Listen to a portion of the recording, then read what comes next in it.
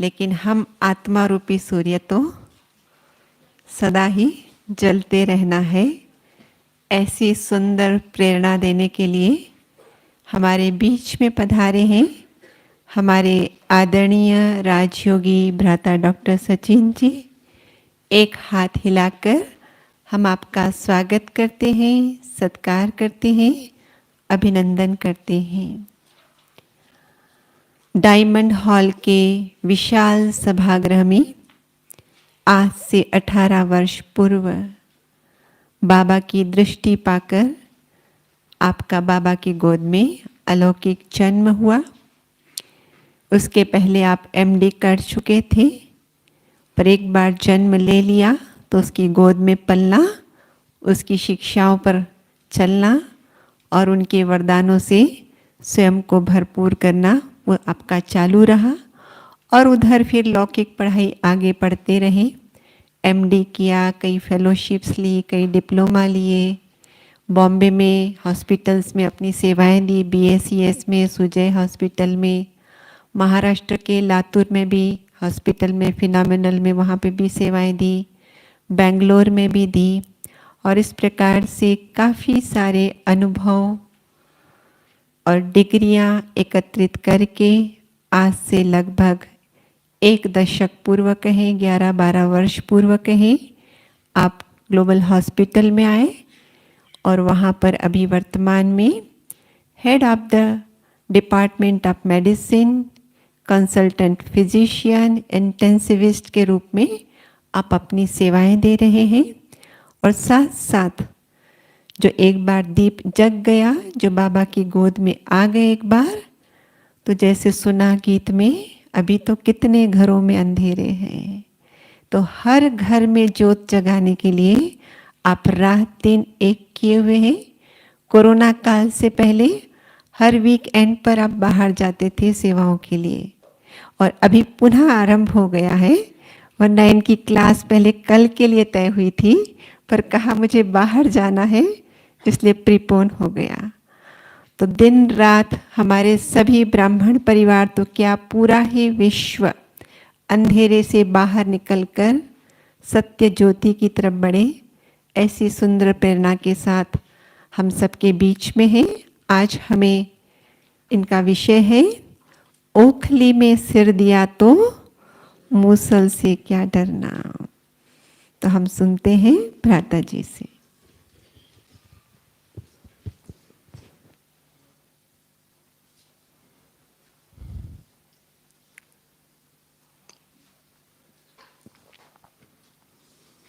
ओम शांति।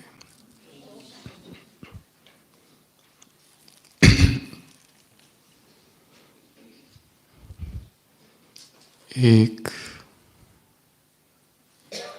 अत्यंत प्रतापी राजा,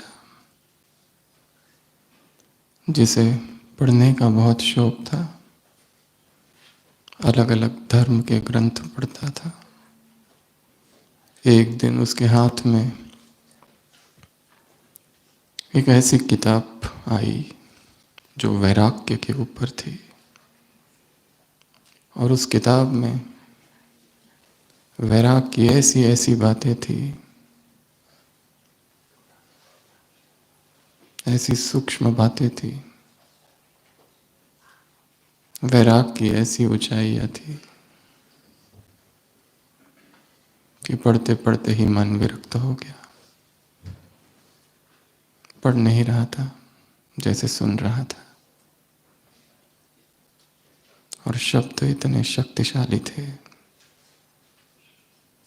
शब्दों में ऐसा मौन था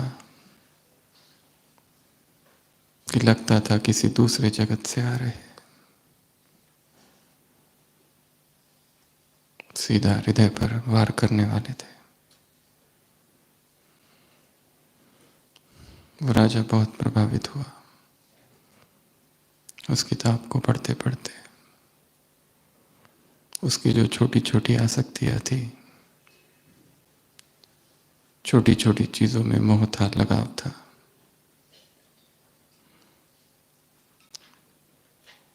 पढ़ते पढ़ते ही संकल्प का रूप धारण हुआ और वो आसक्ति और वो लगाव भस्म हुए।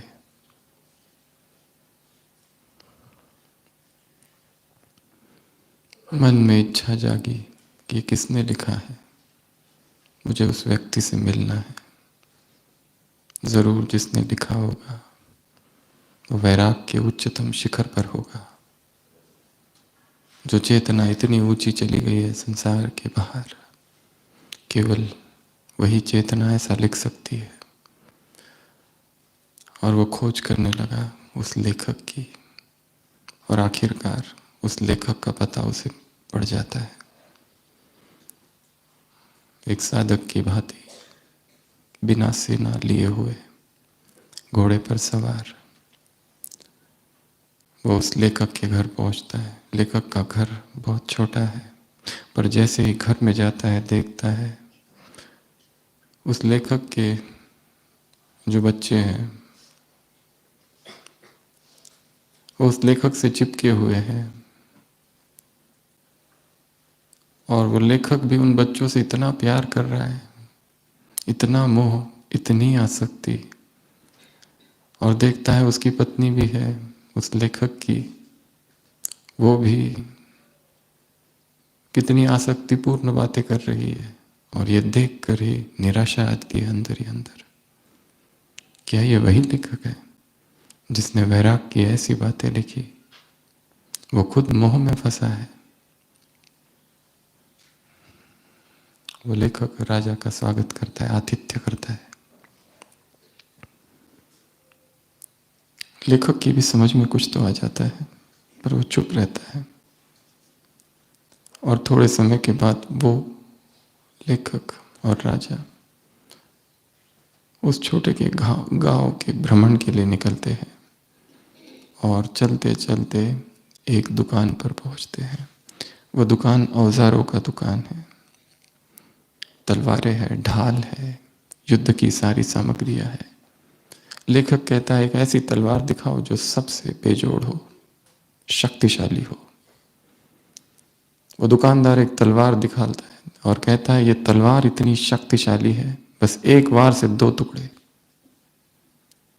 लेखक उस दुकानदार से पूछता है क्या तुम इसे चलाना जानते हो? अगर तुम कहते हो ये इतनी शक्तिशाली है तो तुम खुद क्यों नहीं जाते युद्ध में? वो कहता है ये हमारा काम नहीं है, हम तो केवल तलवार बना सकते हैं, इसको चलाना तो काम शूरवीरों का है। लेखक राजा की ओर देखता है और कहता है वैराग के ऊपर लिखना तो बहुत आसान है, वो काम हमारा है, पर उस वैराग को जीने का काम आप शूरवीरों का है। उसे केवल आप जैसा पराक्रमी जी सकता है।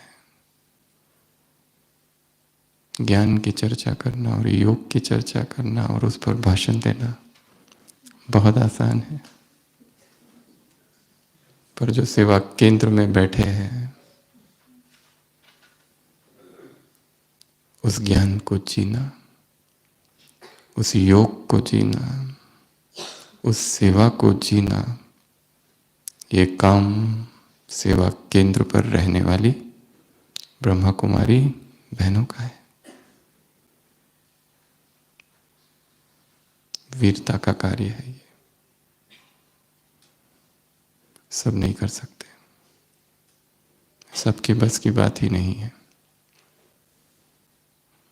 इसीलिए भगवान ने चुना है।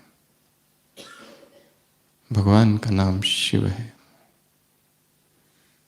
और जो अपना जीवन उसके प्रति अर्पित कर देती है, उसी नाम के आगे एक मात्रा और लगा दो तो क्या बनता है? शिवा।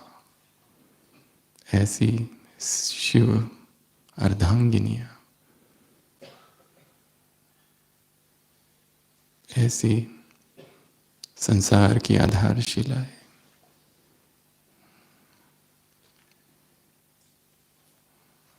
बाबा के यज्ञ को संभालने वाली ये सभी बहनें हैं जो कि आप हो। एक ही प्रश्न है जो अपने आप को रोज पूछना है, मैं कौन हूं?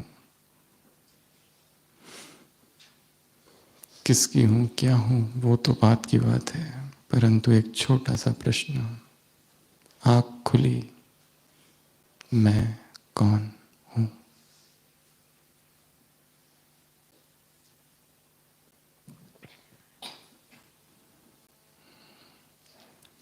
जितना बड़ा कर्तव्य होगा उतनी बड़ी जिम्मेदारी, जितनी ऊंची मंजिल उतनी कीमत चुकानी पड़ेगी।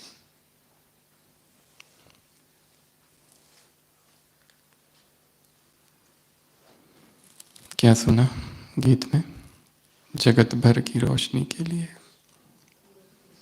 करोड़ों की जिंदगी के लिए, सूरज रे जलते रहना। हमें याद है जब हम मुंबई में थे, कभी इतना व्यस्त रहते थे, पूरा दिन आईसीयू, आईसीसीयू, इमरजेंसीज, ढेर सारे पेशेंट्स, 12-12 पेशेंट्स, उसमें से 10 वेंटिलेटर पे, और वो पूरा दिन, और हम अकेले अपने कमरे में भोजन बनाओ, और फिर एक दूसरी भी जगह जाते थे। एक जगह मॉर्निंग, इवनिंग, दूसरी जगह नाइट।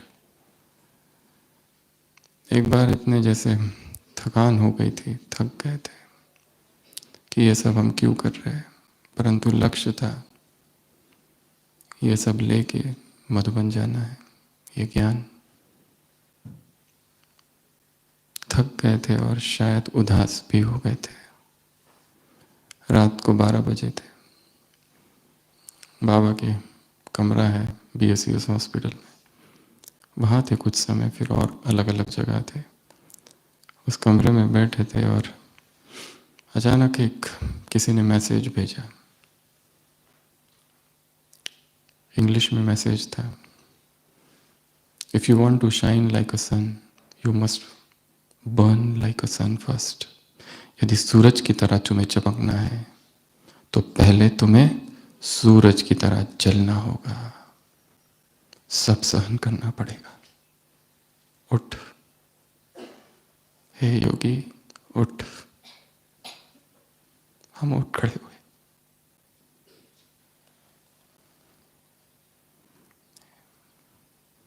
सहन कर करके ही चेतना शक्तिशाली होती है। हमको याद है एक बार हमारे पास पैसे ही नहीं थे। पहला दिन, दूसरा दिन कुछ खाया ही नहीं था। ऐसा लग रहा था क्या हो रहा है, क्या करें।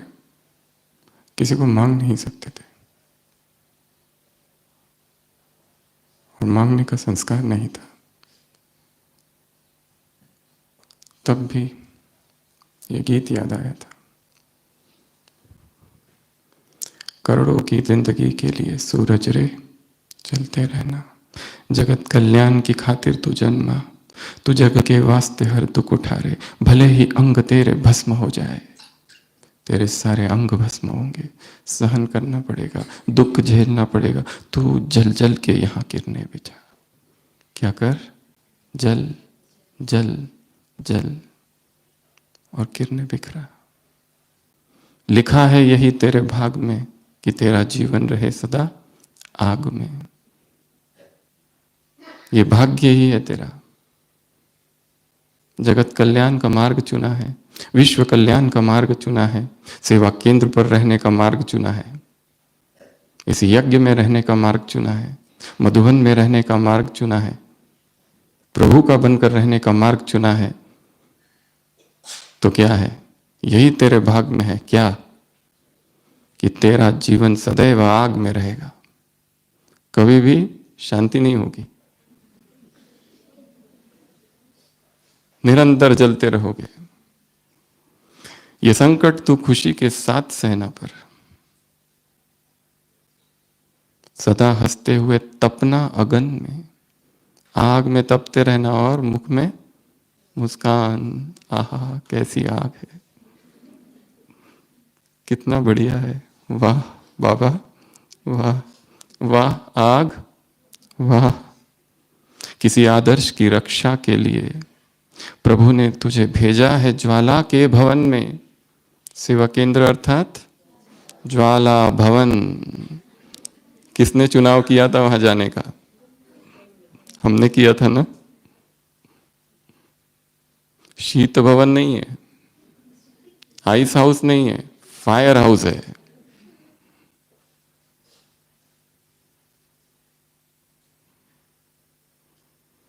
कोर्स जब हो रहा था तो किसी ने बताया था? तब तो कुछ और ही बताया था जो हम दूसरों को बताते हैं। पर ये तो ब्रैकेट वाली बात है, सहज राजयोग के बीच में ब्रैकेट। महाकठिन अग्निपथ। किसी आदर्श की रक्षा हित प्रभु ने तुझे भेजा है ज्वाला के भवन में। तू जल रे परवाह न कर प्राण की, ये भी लीला है भगवान की। प्राण की भी चिंता मत कर। करोड़ों लोग पृथ्वी के भटकते हैं, करोड़ों आंगनों में है अंधेरा। अरे जब तक ना हो हर घर घर में उजियाला, समझ ले अधूरा काम तेरा। जगत उद्धार में अभी देर है, अभी तो दुनिया में अंधेर है। जब तक सारे विश्व का कल्याण न कर लूं तब तक चैन से नहीं सोना है, तब तक बेचैनी रहनी चाहिए। तब तक सो कैसे सकते हैं? तुम्हारी तो नींद फिट जानी चाहिए जैसे बाप की फिटी है। तू जल जल रे, किरणें फैला। शांति से कैसे बैठ सकते हो? जलना होगा, तपना होगा। यही तेरे भाग में है। तेरा जीवन रहे सदा आग में। तुझे भेजा है ज्वाला के भवन में।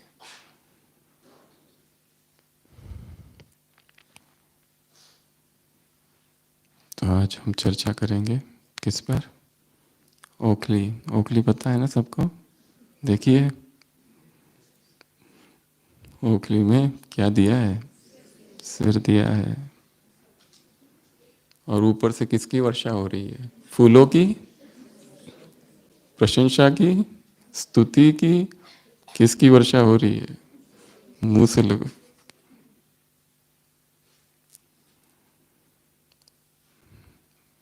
तू खुशी से संकट सह ले रे। कठिन काम है,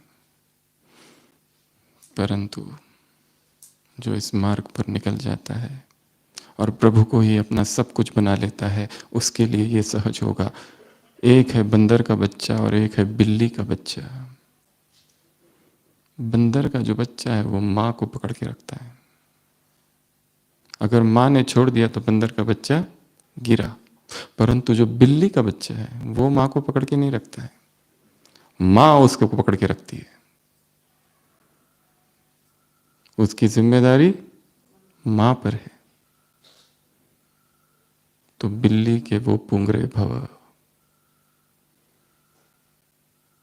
कि हमारा हाथ वो पकड़ ले, हम छोड़ दे, कुछ ना करे, उसके ऊपर छोड़ दे। ऐसा समर्पण भाव। जैसे सड़क का एक छेद है और वहाँ पानी है। वो पानी कुछ नहीं करता, बस रहता है और थोड़ी देर के बाद फिर सूख जाता है अपने आप। उसने कोई पुरुषार्थ नहीं किया, हट गया वहाँ से, केवल स्थिर बैठा रहा और वाष्पीभूत निकल गया वहाँ से। उसी तरह एक पिता एक बच्चे को अपने कंधों पर लिए हुए, एक बच्चे का हाथ पकड़े हुए और जा रहे। अचानक आकाश में एरोप्लेन, जो बच्चा चल रहा है जिसने पिता का हाथ पकड़ा है, वो खुश होता है और तालियां बजाने लगता है। और जैसे तालियां बजाता है ठोकर लगती है, कोई पत्थर आ गया और गिरता है। जो बच्चा कंधे पर बैठा है वो भी तालियां बजाता है, पर वो नहीं गिरता। क्यों? क्योंकि स्वयं उसके पिता ने उसे अपने कंधों पर रखा है, जिसका हाथ स्वयं भगवान ने पकड़ लिया है। उसे चिंता नहीं। उसी तरह रामायण में भी दिखाते हैं, राम जी बैठे हैं केवट की नाव में, और केवट नाव को कभी इधर करता है, कभी उधर करता है, कभी यहाँ करता है, कभी वहां करता है। राम कहते हैं कि हे केवट, तुम क्या करते हो, हमको भय लगता है,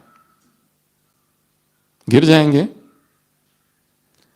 केवट बड़ा ही चतुर है, वो कहता है हे प्रभु, यदि आपको इतना भय लगता है, आप मेरा हाथ क्यों नहीं पकड़ लेते। ये नहीं कहता मैं आपका हाथ पकड़ूंगा, क्योंकि वो जानता है आत्मा परमात्मा का यदि हाथ पकड़ ले तो हाथ आत्मा का कोई भरोसा नहीं, कभी भी छोड़ सकती है। परंतु यदि परमात्मा आत्मा का हाथ पकड़ ले, बेड़ा पार। इसलिए छोड़ देना है स्वयं को। सबसे बड़ा पुरुषार्थ है कुछ भी न करना।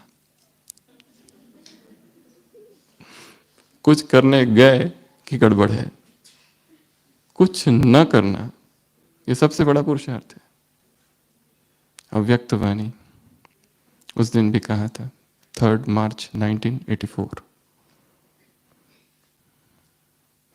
जैसे छोटा बच्चा शरारत करता है तो उसे बांध देते हैं या भोजन नहीं देते, पर यहाँ ये तो कॉमन बात है। परंतु यज्ञ के शुरुआत में यदि कोई बच्चा बच्ची शरारत करते तो उन्हें एक ही स्थान पर बिठा देते, हिलना ही नहीं। बाबा ने कहा अगर छोटे बच्चे को कहो कि हिलना ही नहीं कितना मुश्किल हो जाता है, उसी तरह अपने आप को भी अंतर्मुक्ता की भट्टी में बिठा दो, अपने आप को सजा दो, ये सजा दो, बस बैठे रहना चुपचाप, कुछ करना ही नहीं। क्योंकि हमारी आदत है कुछ करूं, कुछ करूं, कुछ करूं, कुछ करूं। कुछ न करना ही पुरुषार्थ है, पर इसका उल्टा अर्थ नहीं लेना।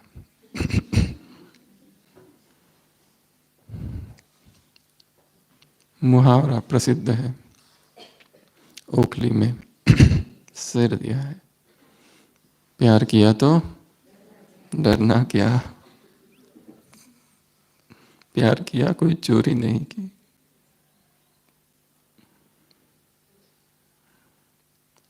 ओखली क्या है?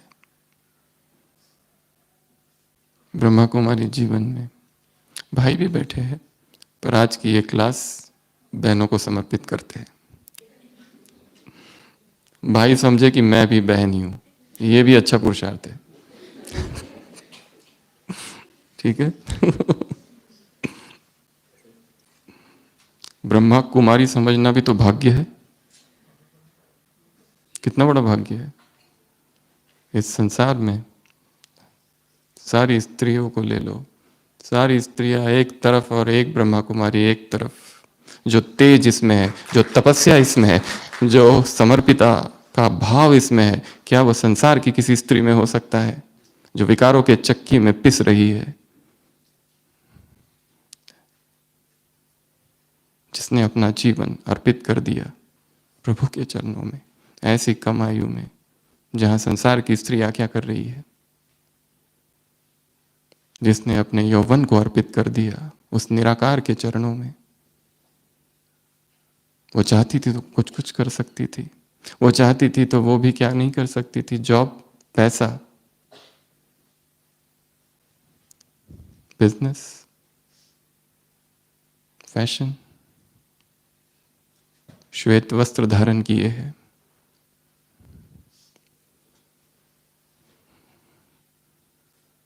वहां रहना ही बहुत बड़ा भाग्य है, उसी के मार्ग से।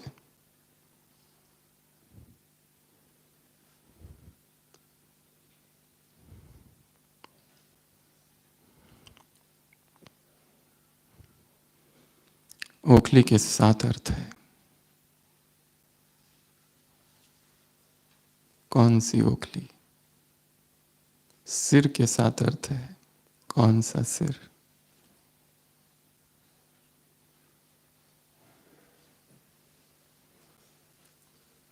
मूसल के 7 अर्थ है। कौन कौन सी मूसलें? आज इस पर चर्चा करेंगे। ये संसार है बहुत अच्छा, पर निर्दयी भी बहुत है। पर इस संसार जैसा टीचर और कोई नहीं। एक दुकानदार अपनी दुकान बंद कर रहा होता है, तभी एक कुत्ता वहां आ जाता है। कुत्ते के गले में एक थैली है, थैली के अंदर पैसे है और एक चिट्ठी है, सामान। दुकानदार वो चिट्ठी लेता है, गेहूँ आटा चावल सब कुछ लिखा है। सामान पैक करता है, पैसे लेता है, बचे हुए पैसे डालता है और कुत्ता जाने लगता है। दुकानदार को आश्चर्य लगता है, ये कुत्ता कितना वफादार है, कौन इसका मालिक होगा। वो दुकानदार उस कुत्ते का पीछा करता है। कुत्ता जाकर बस स्टैंड पर खड़ा होता है, बस आती है, कुत्ता बस के अंदर चढ़ता है, दुकानदार भी चढ़ता है। आश्चर्य। कंडक्टर आता है, कुत्ते के गले में एक पट्टा है जिसमें एड्रेस लिखा हुआ है और पैसे भी है। कंडक्टर वो पट्टे से पैसे लेता है, टिकट बनाता है और वहां डाल देता है। अवाक दुकानदार देख रहा है। स्टेशन आता है, आने वाला होता है, कुत्ता अपनी दुम हिलाता है, बस रुकती है, कुत्ता नीचे उतरता है, उसके पीछे दुकानदार। कुत्ता घर पहुंचता है और अपने पैरों से दरवाजा खटखटाता है और दरवाजा खटखटाने के बाद मालिक आता है, अपना डंडा लेकर और कुत्ते को मारने लगता है। अरे मूर्ख, दूसरी चाबी है वो लेके नहीं जा सकता था।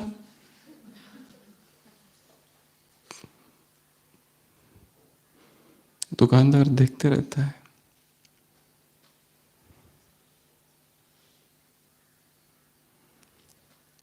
ऐसा ही संसार है। जो अच्छा किया वो नहीं देखेगा, क्या देखेगा, कहाँ गलती की, आंख कहाँ लगी है, एरर डिटेक्शन में। और कुछ कुछ आत्माओं की स्पेशलिटी ही ये है, दूसरों की गलतियां डिटेक्ट करना उन्हें बहुत अच्छे से आता है। और ये बहुत अच्छी विशेषता है। हमारा वास्तव में कल्याण इन्हीं आत्माओं के द्वारा होना है। हमारे कल्याणकारी वो बिल्कुल भी नहीं है जो हमारी स्तुति प्रशंसा महिमा करते हैं। तुम ये हो, तुम वो हो, तुम ऐसा हो। क्या फायदा हुआ, कुछ मिला? पर ऐसी आत्माओं के 100 आत्माएं आकर स्तुति करती, उसमें से एक आता है, उसकी परख शक्ति कितनी पावरफुल है। जो एक हीरा है जिसकी इतनी लोग प्रशंसा कर रहे हैं, उसमें भी वो खोट देख सकता है। मतलब कितना जागृत भाव है अंदर। ऐसी आत्मा कभी भी किसी के मोह में नहीं फंस सकती, बहुत मुश्किल है। उसको मोह हो ही नहीं सकता। मोह तो उनको होता है जो कमजोर होते हैं, थोड़े इमोशनल होते हैं। ऐसी आत्मा इमोशन से बाहर होती है। ये थोड़ी ऊंची अवस्था है, बाप समान वाली थोड़ी थोड़ी। और इनके सामने हम कोई गलती नहीं कर सकते। गलती तो हम जो अपने हैं उनके सामने करते हैं, थोड़े ढीले होते हैं। पर हमें जो पता है ये व्यक्ति निरंतर मेरी निंदा करने वाला है, ये तो लगा ही हुआ है इसलिए कि इसको मेरी गलती ढूंढनी है। उसके सामने हम बिना तैयारी के कोई भाषण देंगे?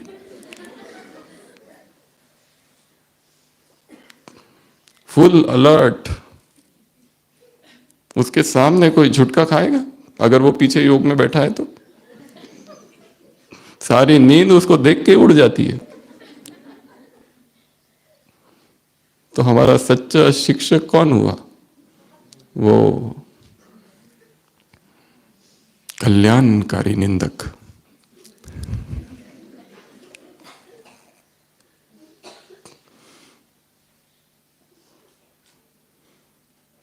सबसे पहली ओखली ये यज्ञ, ब्रह्मा कुमारी जीवन अर्थात किस में सिर दिया है? इस ओखली में, इस यज्ञ में सिर रखा है।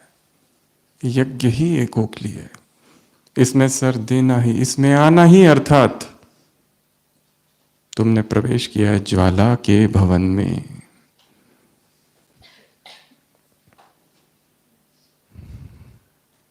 इसके लिए कंप्लेंट से खत्म, कन्या ये कहती है, हम जो घर पे थी ना बहुत अच्छा पुरुषार्थ करती थी, जब से यहाँ आई ना पुरुषार्थ ही खत्म हो गया, क्या किया जाए। ऐसे उनके प्रश्न होते हैं। पर यहाँ रहने के मार्क्स ज्यादा है और ये अग्निपथ है। सहज कुछ भी नहीं है। तू जल जल रे किरने लुटा, भले ही अंग तेरा भस्म हो जाए। यही काम के लिए तो आए थे। ये सारा यज्ञ, और यज्ञ कोई भौगोलिक व्यवस्था नहीं है। ये यज्ञ है, ये यज्ञ नहीं है। यज्ञ निराकार है। यज्ञ कोई स्थान नहीं है। यज्ञ कोई वस्तु नहीं है। ये जो फैला हुआ है, यज्ञ कोई व्यक्ति नहीं है। ये जो विस्तार हो रहा है वो यज्ञ है।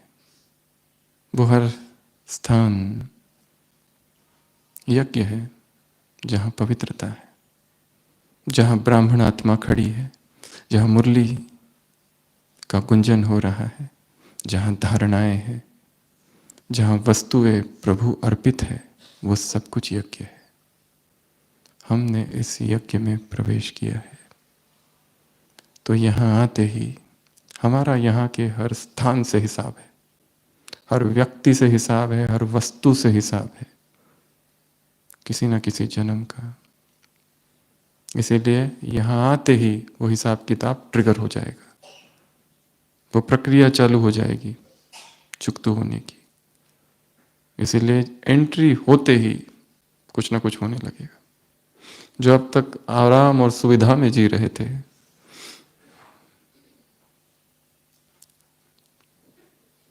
जिनकी कोई भी निंदा नहीं करता, अर्थात वो कोई पुरुषार्थ नहीं कर रहे हैं,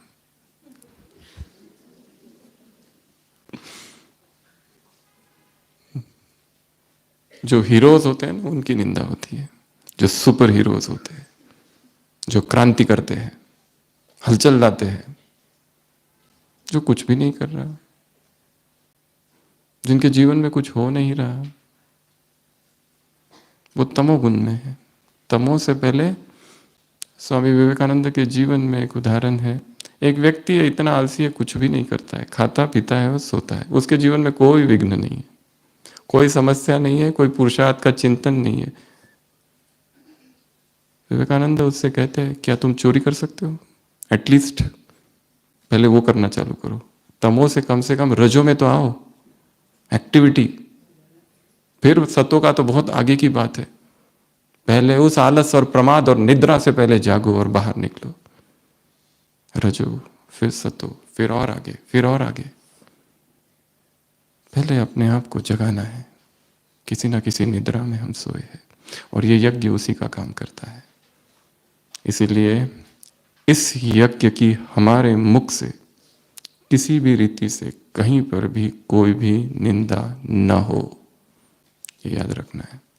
हमने ब्राह्मणों के भी मुख से ऐसे ऐसे शब्द सुने हैं यज्ञ के लिए। आश्चर्य लगता है, इन्होंने यज्ञ को समझा ही नहीं।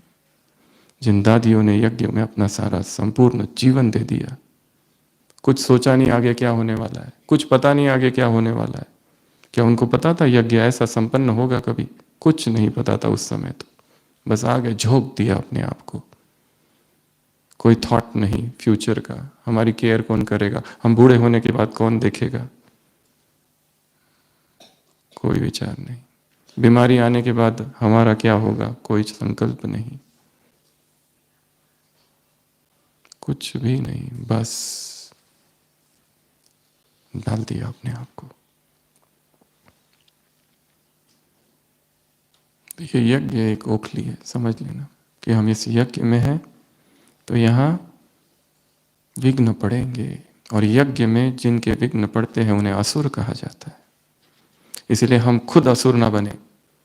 यदि इस यज्ञ की कोई आत्मा तीव्र पुरुषार्थी है, तपस्वी है, हम उसकी निंदा करते हैं और उसकी स्थिति को गिरा देते हैं, ये बोझ होगा। कोई कन्या अभी अभी आई है, छोटी है, पर हमें क्या पता वो कौन है। पता नहीं किस जन्म की कौन सी तपस्वी आत्मा आकर खड़ी हुई है।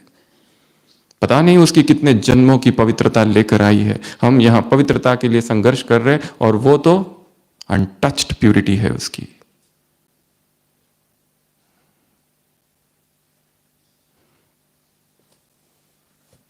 अपनी डायरी के फर्स्ट पेज में एक वाक्य लिख के रखो, मुझे वो फूल बनना है जो कोई सूंघे ना।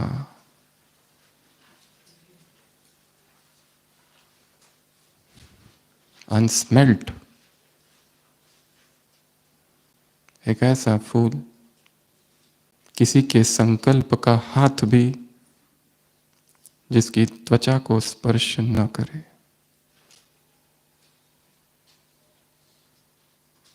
ये फूल प्रभु अर्पित है। कोई पुरुष, कोई देहधारी इसको सूंघ नहीं सकता। Not allowed.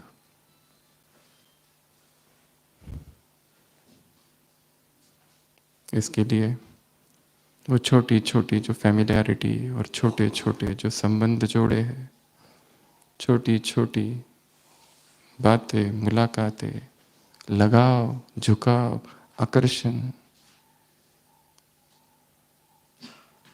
वो भी सूंघा हुआ फूल बना देंगे।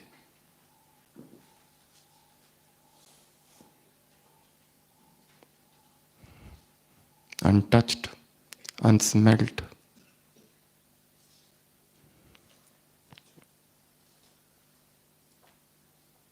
दूसरी ओखली है सेवा केंद्र। सेवा केंद्र में प्रवेश करना अर्थात ही एक ओखली में प्रवेश किया है। विघ्न आएंगे, हर प्रकार का विघ्न आएगा। मुख्य रूप से 3, बड़ों से, साथियों से और छोटों से। Senior, junior, partners, companions, colleagues. एक विघ्न है बड़ों से। कुछ बातें हमें पसंद नहीं आती उनकी, या हम देखते उनमें तो खुद ही धारणा नहीं है। हम सोचते हैं ये हमको क्या सिखाएंगे, या उनके विचार और हमारे विचार में टकराव है, या हम उनकी बात नहीं मानना चाहते पर मानना पड़ रही है जबरदस्ती, और अंदर में पीड़ा है, टीस उठ रही है।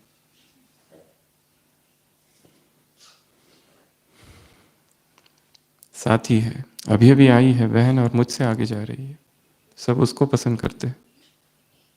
उसकी भाषण की कला अच्छी है, उसका चिंतन प्रखर है, वाणी में तेज है।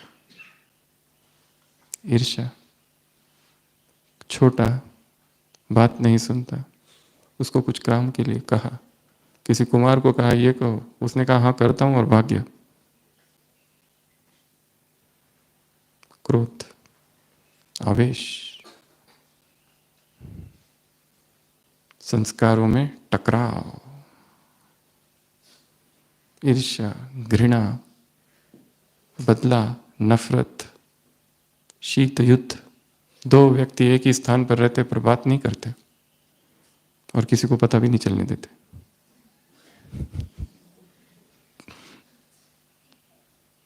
क्योंकि दोनों ही योगी है।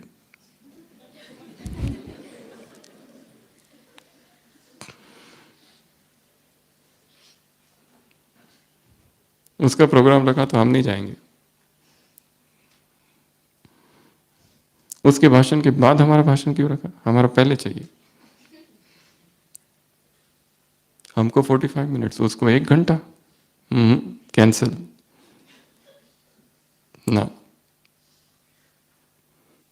सूक्ष्म ईर्ष्या है। एक बात याद रखनी, हम किसी का भी भाग्य बदल नहीं सकते, ना छीन सकते हैं। जो आत्मा हमारे सामने आ रही है वो अपना भाग्य लेकर आ रही है, वो ज्यादा सेवा कर रही है। इसका एक दूसरा अर्थ भी है, उसके हिसाब किताब भी तो ज्यादा है उनके साथ जिनकी सेवा कर रही है। करने दो, अच्छी बात है, जाने दो आगे। हम नहीं कुछ कर सकते, हर एक का अपना अपना है, हिसाब है हर एक का। आज की मुरली में ही हर एक का हिसाब अपना अपना है। आज की मुरली में वाक्य है, बड़ी सूक्ष्म गति है कर्मों की, बहुत सूक्ष्म। इसीलिए सारी सेवाएं करते हुए अंदर ही अंदर सूक्ष्म साक्षी भाव का अभ्यास जो कुछ हो रहा है। और ये भी तो ओखली ही है ना, सेवा केंद्र, ज्वाला भवन है ये। आग तो लगेगी, तू जल जल रे किरणें लुटा, अंग तेरे भस्म हो जाए, तू परवाह ना कर प्राण की, किसी आदर्श की रक्षा के हित तू इस संसार में आया है। मूर्ति तैयार हो रही है,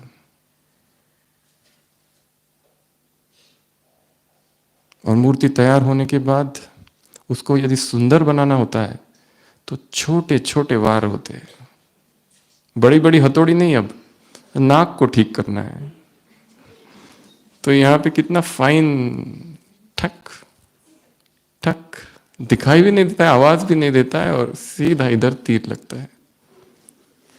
और ऐसा जब हो तो क्या समझना, फाइनल टचिंग्स। मूर्ति बस तैयार ही है अब। और जो ये कर रहा है उसका हो धन्यवाद, परम शिक्षक है वो, एकदम लास्ट मोमेंट पर उतरा है। उसके सिवा तो मूर्ति तैयार ही नहीं हो सकती थी। कहां थे तुम, क्यों नहीं आए?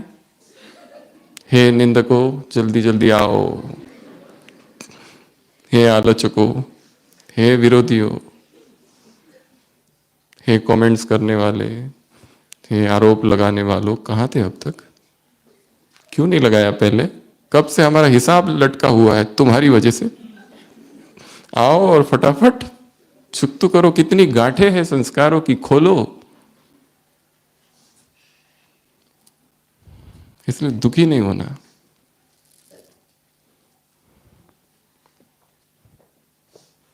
प्रभु ने भेजा है तुझे किसी महान लक्ष्य के लिए, सब सहन करना पड़ेगा। ऐसा कौन सा व्यक्ति है संसार में जो महान बना और उसको किसी सहन नहीं करना पड़ा? महात्मा बुद्ध जहां से जा रहे, लोग पत्थर फेंक रहे, हाथी छोड़ रहे, महावीर के कानों में कील ठोक दिए, जिस गांव में गए वहां से खदेड़ कर बाहर कर दिया, सुकरात को जहर दिला दिया, मंसूर के हाथ पांव काट दिए, अनल हक चिल्लाता रहा। सुना क्या लोगों ने? जिनकी सबसे ज्यादा भलाई की, कल्याण किया, उन्हीं लोगों ने ईसा को सूली पर चढ़ा दिया। वही सारे लोग थे वो जिन्हें उन्होंने प्रेम का संदेश दिया। और कैसी घृणा उनमें भरी होगी, फिर भी दिया ना। ये संसार ऐसा ही रहेगा। हमें अपने आप को बदलना है और अपना और उनका सूक्ष्म में कल्याण करना है। इस संसार में वैर भरा है, पर हमें निर्वैर बनना है।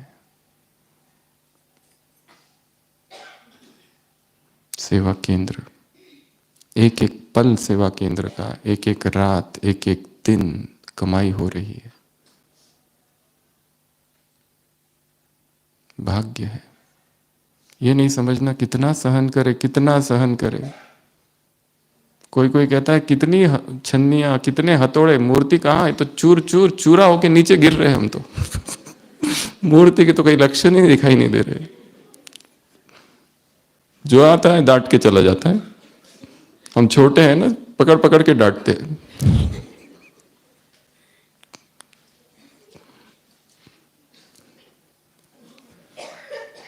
उनसे भी सीखो, सबसे सीखो।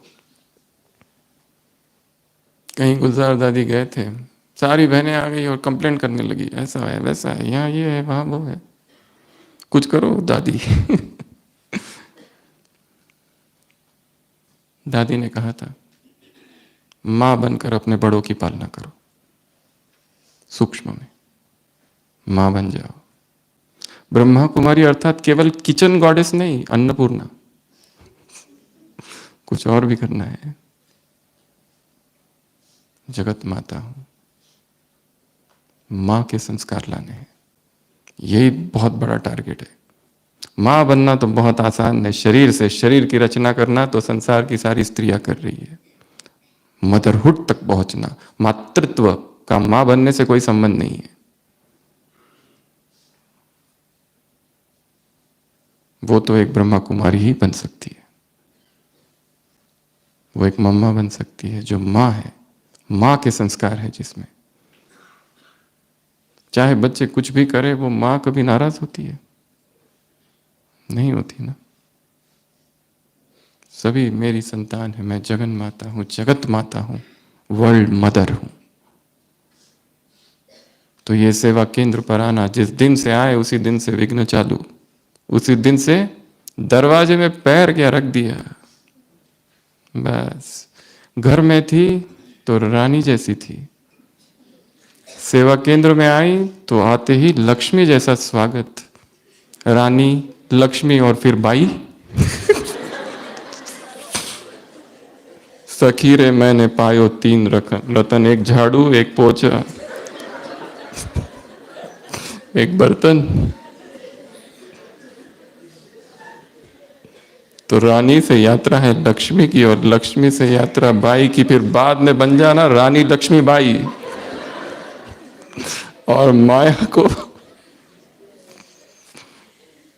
खात्मा कर देना। तो इस यात्रा से तो गुजरना ही पड़ेगा, रानी लक्ष्मीबाई बनना है ना, तो उसमें बाई का भी रोल आएगा।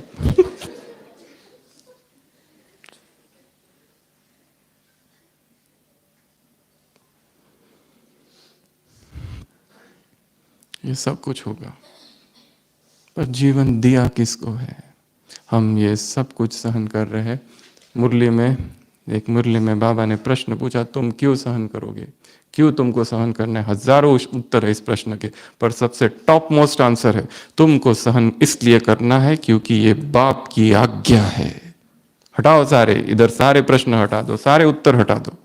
सहन करेंगे तो सहनशीलता की देवी बनेंगे, ये बनेंगे, वो बनेंगे, ऐसा होगा, वैसा होगा, ये सब हटाओ एक तरफ। ये मैं कह रहा हूं तुमसे, दिस इज माई ऑर्डर। बस कोई प्रश्न नहीं पूछो, मेरे साथ ऐसा क्यों हुआ, मेरे ही साथ ऐसा क्यों होता है, दूसरों के साथ क्यों नहीं होता है, वाई मी? मैं ही सहन करते रहूं? सब लोग मुझे ही क्यों कहते हैं? तुमको ही कहेंगे। Not a single blow is undeserved. तुम लायक हो उसके, तुम्हारे ही साथ होगा। हिसाब तुमने ही बनाए, चुप तो होंगे। तो दूसरा ये सेवा केंद्र, तीसरा ये ब्राह्मण परिवार ही ओखली है। इस ब्राह्मण परिवार में आए हो, ये ओखली है, ये भूलना नहीं। अभी अभी जिसका कोर्स कराया, फिर उसको मेडिटेशन सिखाया, फिर उसको मधुबन में लेके आए, फिर उसको बाबा से मिलाया, फिर उसको चार धाम की यात्रा कराई, फिर उसको दिलवाड़ा दिखाया, ये दिखाया, सब सब सब जगह घुमाया, फिर उसको मुरलिया सुनाई। आज वही विद्रोही बनकर खड़ा है, वही सबसे बड़ा निंदक है। क्या किया जाए? ब्राह्मणों के लिए ये ब्राह्मण परिवार ही परीक्षा गृह, एग्जामिनेशन हॉल है, और एक एक ब्राह्मणात्मा पेपर है। जो बाजू में बैठी है ना, वही सबसे बड़ा पेपर है। अगर नहीं है तो हो जाएगा।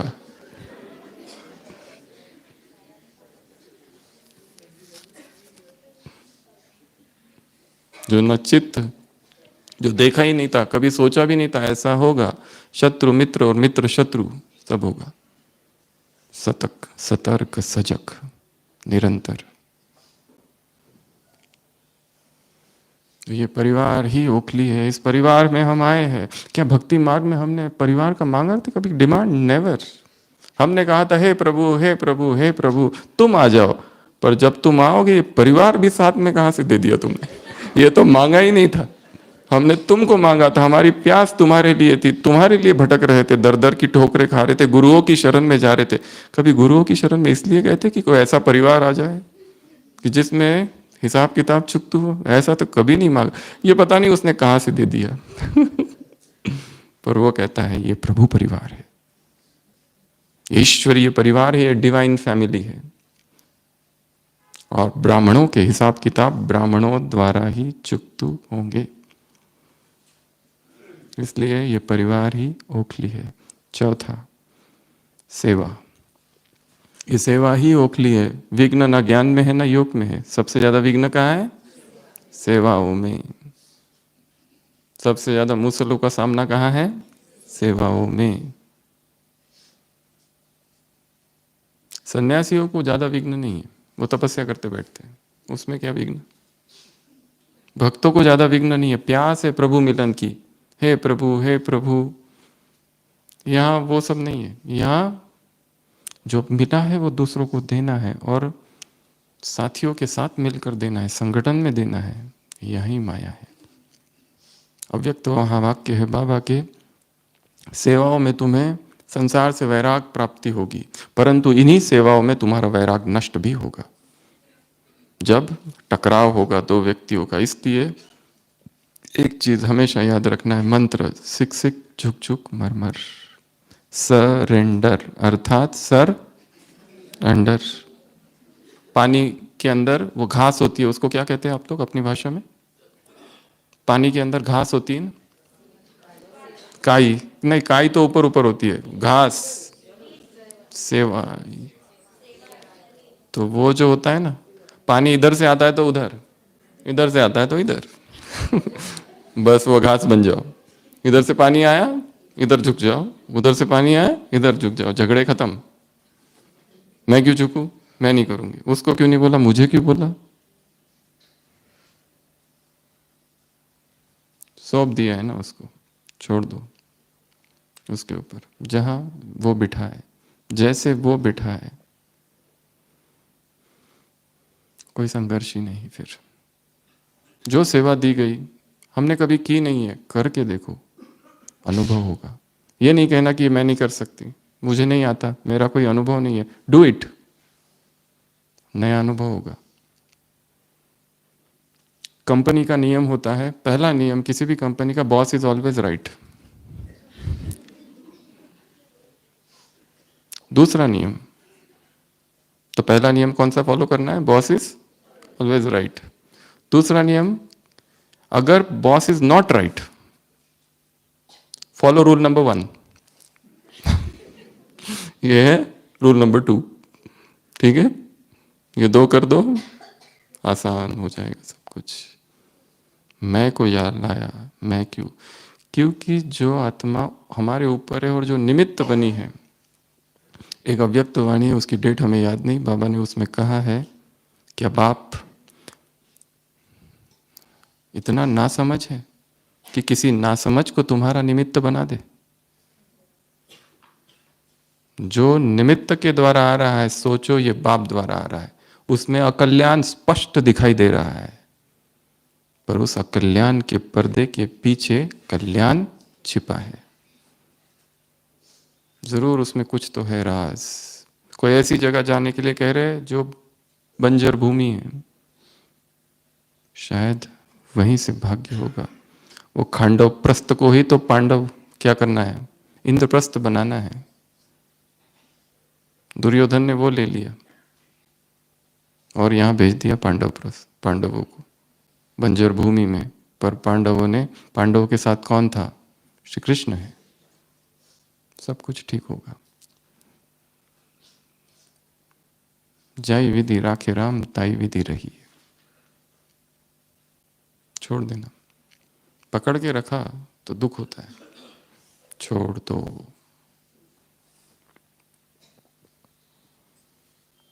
तो सेवाओं में समर्पण भाव, सेवाओं में सिक सिक झुक झुक मर मर।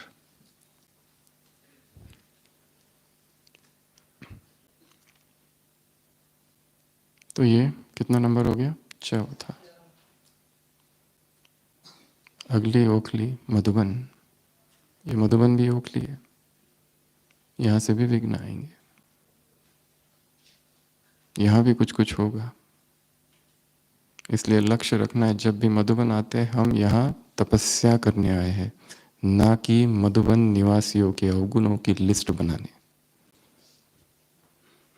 ना कि यहाँ के डिपार्टमेंट में हस्तक्षेप करने, ना कि यहाँ के लोगों क्या कर रहे हैं वो देखने। जिसको जो करना है करने दो, हम यहाँ तपस्या के लिए आए हैं। और कई बार बहनों को यहाँ रहना पड़ता है, तो ये मधुबन भी उनके लिए एक ओखली जैसा है। यहाँ पर भी वो सब होगा जो वहाँ भी नहीं हुआ। हम सोचते हैं ये छोड़ दे सेवा केंद्र, उसमें चले जाओ। यहाँ एक रावण है तो वहाँ 10 बैठे हैं, ये भूलना नहीं। न स्थान बदलेगा, न व्यक्ति बदलेंगे, ना परिस्थिति बदलेगी, तुम्हें बदलना है। इसको भी लिख के रखना है और रोज एक बार तो पढ़ना है या याद करना है। न स्थान बदलेगा, जो ऊपर है वो ऊपर ही रहेंगे, जो साथ में है वो साथ में ही रहेंगे, जो कमरे में है वो जाएंगे नहीं। उन्हीं के साथ, उन्हीं के खर्राटों के साथ ये जीवन जाएगा।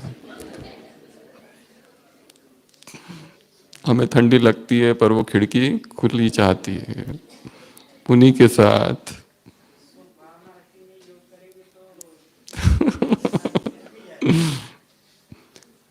सब ठीक होगा। उसको संगीत समझो, जो रेलवे स्टेशन के पास में जो सोते हैं, उसको कोई डिस्टरबेंस होता है रेलवे का? बिल्कुल नहीं, बहुत अच्छा लगता है उसको। तो उसको तो अगर कहीं दूसरी जगह ले जाओ तो प्रॉब्लम है। गाड़ियां आ रही है, गाड़ियां जा रही है, गाड़ियां आ रही है। कोई कोई सेवा केंद्र एयरपोर्ट के नजदीक है। भारत में बहुत सारे सेवा केंद्र हैं, हम कई बार गए। यहाँ पे बैठो तो थोड़ी देर में प्लेन का आवाज, प्लेन का आवाज। पर वहां की बहनों को कोई फर्क ही नहीं पड़ रहा है, वो अपने काम कर रही है, योग कर रही है, सब कुछ कर रही है, उनको आदत हो गई है। स्वीकार कर लेना, उसी पर योग करना, उसी खर्राटे पर। वो नाद ब्रह्म है।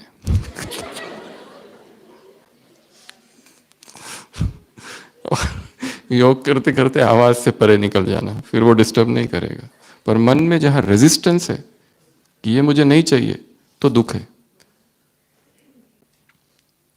कोई एक व्यक्ति है, उसकी कुछ ऐसी आदत है जो बिल्कुल हमको पसंद नहीं, पर सोचो उसी की जगह मेरी छोटी बहन है, तो लौकिक कैसे स्वीकार कर लेते, छोटा भाई है स्वीकार कर लेते उस आदत के साथ। पर दूसरों को हम स्वीकार नहीं कर सकते उस आदत के साथ, क्योंकि मेंटल रिजेक्शन है इधर। यहां से आत्माओं को स्वीकार कर लेना है। भगवान ने इसे स्वीकार किया, मैं भी स्वीकार करता हूं, करती हूं। होगा। अगला तो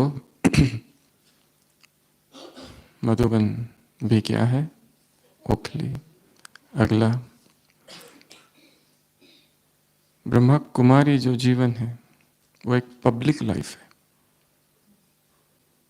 समर्पित जीवन एक पब्लिक लाइफ है। पब्लिक सेक्टर में हम काम कर रहे हैं, जैसे हमारी हर एक्शन सब देख रहे हैं, सारी दुनिया देख रही है हर समय। तो ये जो समर्पित जीवन कहो या जो पब्लिक लाइफ कहो, ये भी एक ओखली है। जैसे पॉलिटिशियंस, फिल्म स्टार्स एक गलती करते हैं तो पूरी अखबारों में आ जाता है, कुछ भी करते हैं सब आ जाता है उसमें। कितना अलर्ट, प्रतिपल सजग, प्रतिपल तटस्थ। ये वाक्य अपनी डायरी में लिख के रखना है। प्रतिपल सजग, प्रतिपल तटस्थ। एक एक पल सजग, एक एक पल तटस्थ।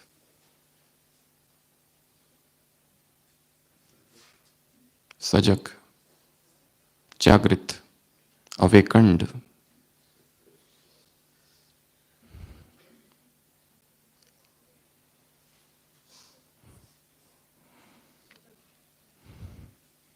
लास्ट, विश्व मंच। हम विश्व की स्टेज पर है।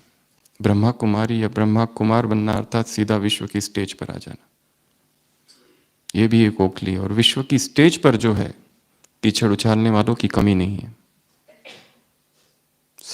सच्चाई के मार्ग में दुश्मनों की कमी नहीं है। अंबार लगे हैं, जगह जगह मिलेंगे, पर चलते जाना। सूरज रे चलते रहना, चलते रहना, चलते रहना। मूसल कौन कौन सी है? सबसे पहली स्व, उसमें दो है, स्व के संस्कार और शरीर की बीमारियां। सबसे पहला विघ्न, सबसे पहली मूसल, स्वयं के ही शरीर की बीमारी आ जाती है, हिल जाती है आत्मा। दूसरा है अलौकिक परिवार की मूसल। उसमें जो बातें बताई तीन, सीनियर, जूनियर, साथी। तीसरा है लौकिक परिवार की मूसल। लौकिक परिवार से विघ्न चालू है सूक्ष्म रूप से। वहां कोई बीमार तो यहां मन बीमार। फोन आया, भाई ने फिर से शराब पीनी चालू कर दी, यहाँ डिस्टरबेंस चालू। पता चला वहाँ कुछ पैसों की कमी है, यहाँ हलचल हो रही है। वहाँ घर में कुछ हलचल, यहाँ मन में कुछ हलचल, हलचल हलचल हलचल।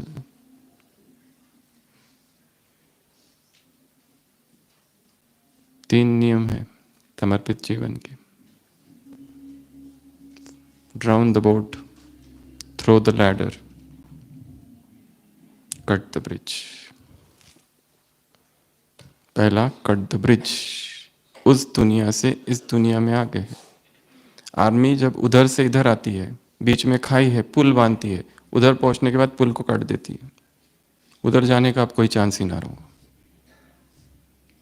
उधर से इधर आ गए, कट द ब्रिज, अब उस पुल को तोड़ दो। तोड़ निभाने के नाम पे अपने मोह का ही पोषण चालू है। इधर आ गए परंतु मम्मी के हाथ का भोजन अभी भी भूला नहीं है, चाहिए, वो खींचते रहता है। फोन ही फोन, हर दिन फोन। क्या करना है उधर? अब छोड़ दिया ना वो संसार, फिर भी मोह गया नहीं है। Cut the bridge, throw the ladder. सीढ़ी से ऊपर चढ़ गए, ऊपर चढ़ने के बाद सीढ़ी को फेंक दो ताकि नीचे ना आ सके फिर। तीसरा, ड्राउन द बोट, जिस नाव में बैठ के उस किनारे से इस किनारे है, उस नाव को डुबो दो, कोई चांस ही ना रहे। मोह मोह मोह, परिवार के परिवारों में इतना मोह, भाई का भाई में मोह, बहन का बहन में मोह, इतना मोह। यहाँ तो नष्ट मोह बनना है। भले जाना माना कि सब ज्ञान में है। हमने देखा मधुबन में डाइनिंग में दो बहनें बैठी थी एक बार, वो उसको चम्मच से खिला रही, वो उसको खिला रही, कितना प्यार।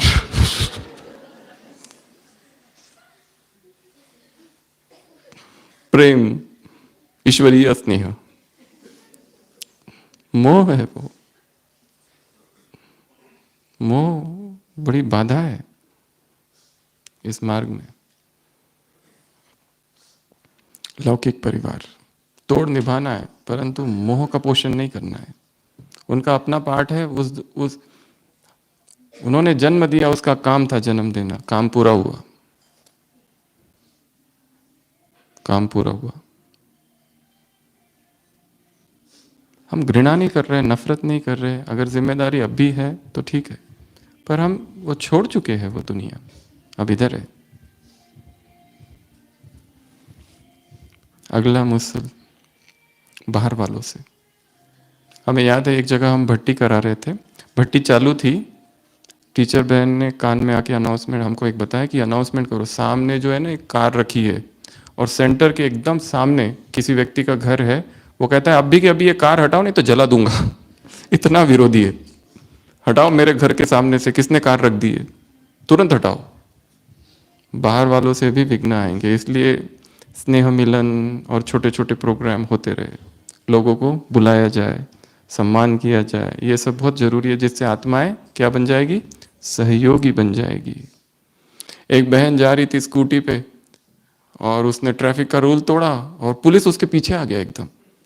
ए कहाँ जा रहे हो? उसने कहा अरे भैया आप भूल गए मैंने आपको राखी बांधी थी। वो भी सोचने लगा कब। फिर कहा हाँ हाँ हाँ जाओ जाओ। उसको छोड़ दिया उसने। प्रेम में बहुत शक्ति है। वो कहते हाँ ब्रह्मा कुमारी बहनें तो आई थी, वो कहती मैं ही हूं। वो नहीं थी।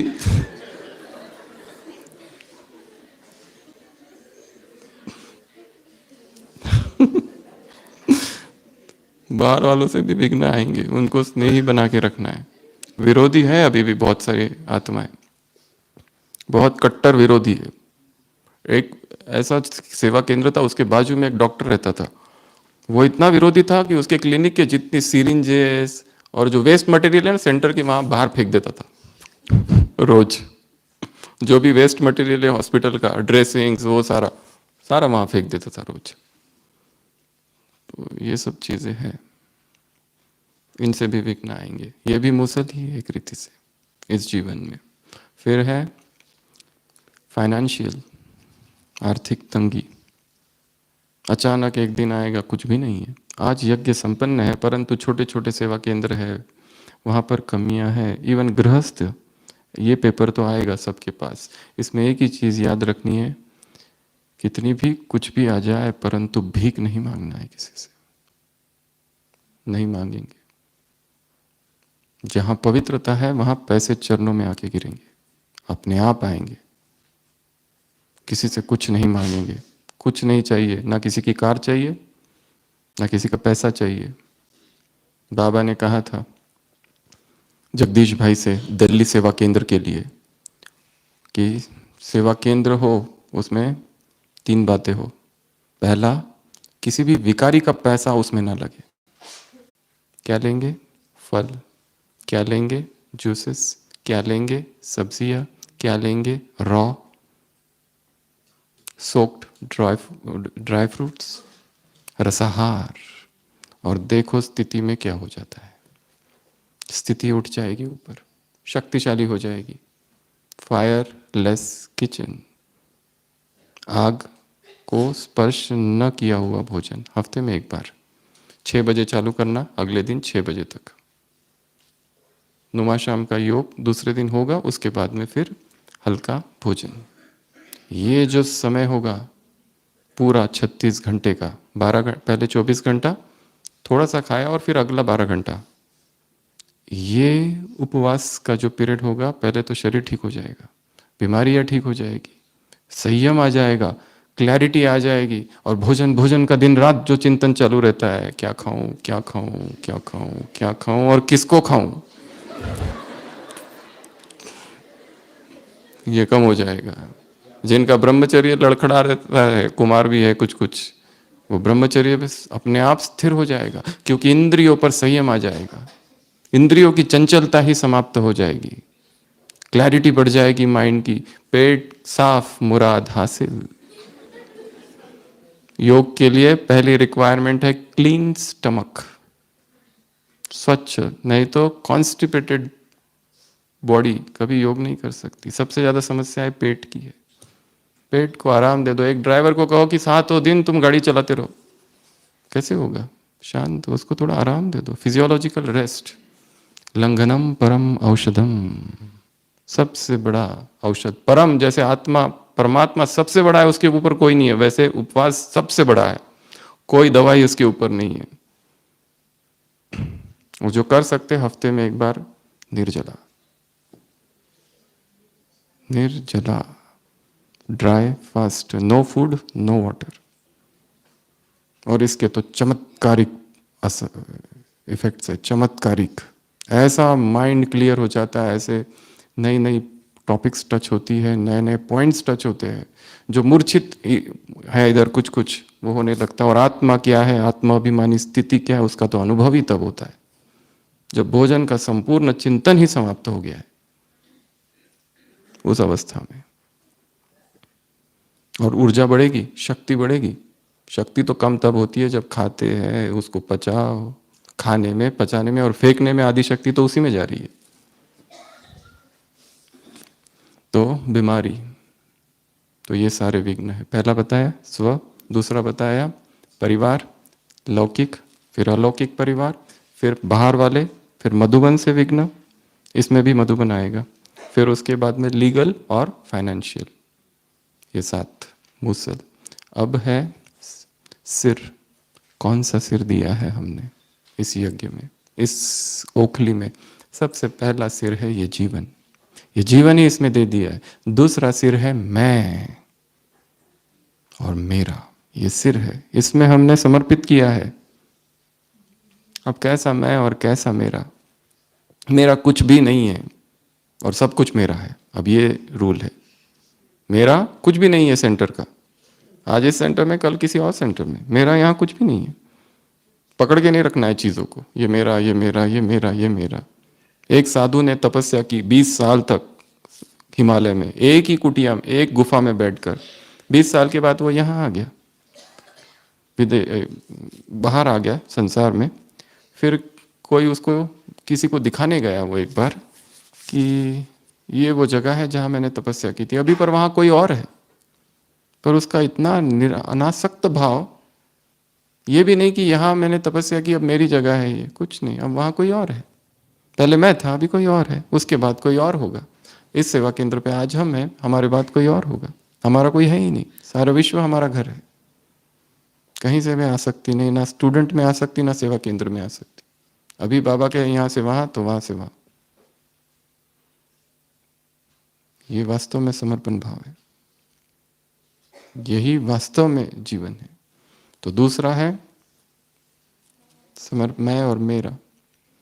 तीसरा है जो हमने इसमें समर्पित किया है, जो सिर है, वो है स्त्रीत्व, स्त्री होने का भाव, नाजुक होने का भाव। बाबा ने कहा ना, आत्मा निर्लिंग है, न स्त्री न पुरुष। विष्णु का अभ्यास करो। दादियों को बाबा ने यही अभ्यास कराया। ये स्त्री के जो भाव है, नाजुकपन है, उसको हटा दो।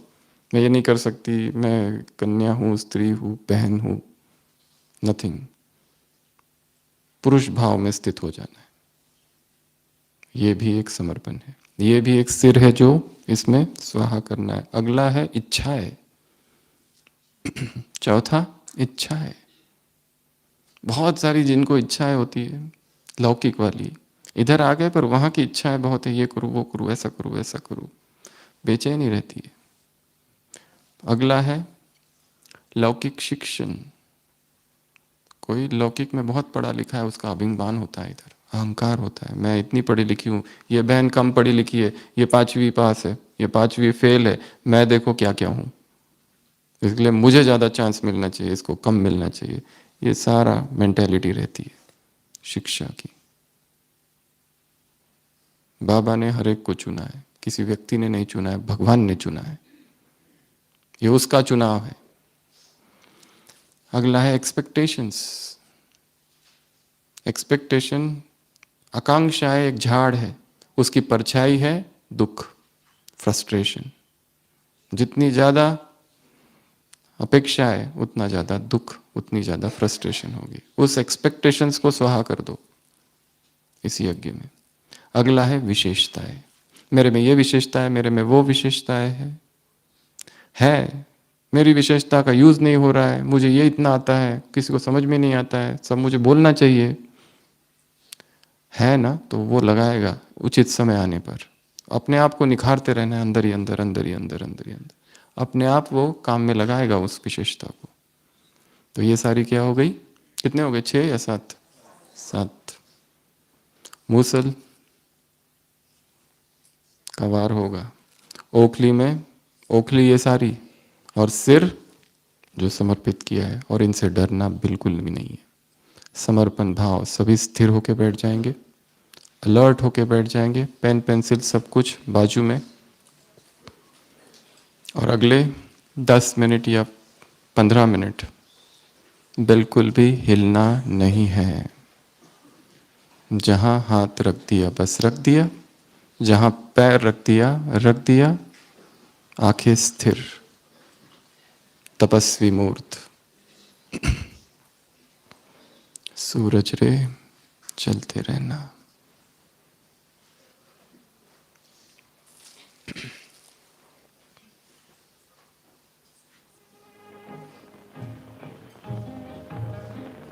जगत भर की रोशनी के